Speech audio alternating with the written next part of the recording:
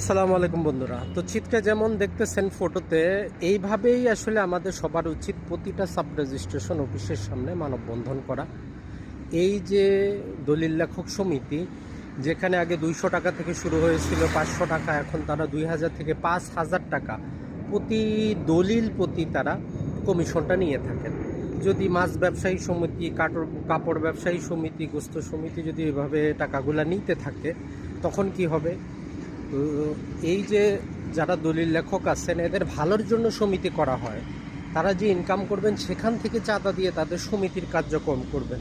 প্রতিটা দলিল থেকে এভাবে কমিশন নেন, এই জিনিসটা সাব রেজিস্ট্রার যেমন জানেন, জেলা রেজিস্ট্রারও জানেন, আইনমন্ত্রী নিজেও জানেন, তারাও হয়তো কমিশন পান। এখনই কিন্তু সময় এই জিনিসটা সবার তুলে ধরার, এইভাবে মানববন্ধন করার, যাতে অ্যাটলিস্ট কিছুটা তো লজ্জা হয় এই